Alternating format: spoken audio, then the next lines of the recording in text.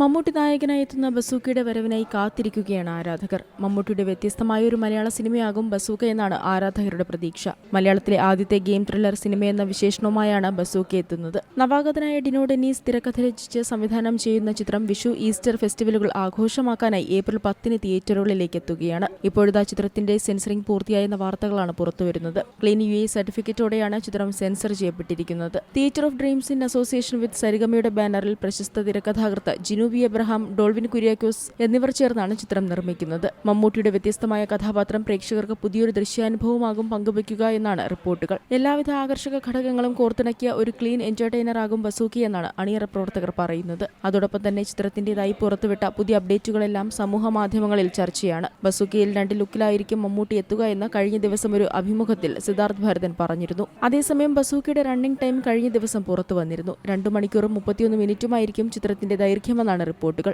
എന്നാൽ ഇതിൽ മാറ്റങ്ങൾ ഉണ്ടായേക്കാമെന്നും സിനിമ അനലിസ്റ്റുകൾ സൂചിപ്പിക്കുന്നുണ്ട്. മമ്മൂട്ടിയും ഗൗതം വാസുദേവ് മേനോനും ആദ്യമായി ഒന്നിക്കുന്നുവെന്ന പ്രത്യേകത ബസൂക്കയ്ക്കുണ്ട്. നിമേഷ് രവി ഛായാഗ്രഹണം നിർവഹിക്കുന്ന ചിത്രത്തിൽ സണ്ണി വെയിൻ, ജഗദീഷ്, ഷറഫുദ്ദീൻ, സിദ്ധാർത്ഥ് ഭരതൻ, ഡീൻ ഡെന്നീസ്, സ്ഫടികം ജോർജ്, ദിവ്യ പിള്ള, ഷൈൻ ടോൺ ചാക്കോ എന്നിവരാണ് മറ്റ് കേന്ദ്ര കഥാപാത്രങ്ങളെ അവതരിപ്പിക്കുന്നത്. മമ്മൂട്ടിക്കൊപ്പം പ്രവർത്തിക്കുക എന്നത് തന്റെ സ്വപ്ന സാഫല്യമാണെന്നാണ് ഡിനോ ഡെന്നീസ് പ്രതികരിച്ചത്. നൂതനമായ ഒരു പ്രമേയമാണ് എന്നതിനാൽ ചിത്രത്തിൽ സ്റ്റൈലിഷ് ഗെറ്റപ്പുകളിലാണ് മമ്മൂട്ടി പ്രത്യക്ഷപ്പെടുന്നത് എന്നാണ് റിപ്പോർട്ടുകൾ. Entertainment desk, C Malayalam news.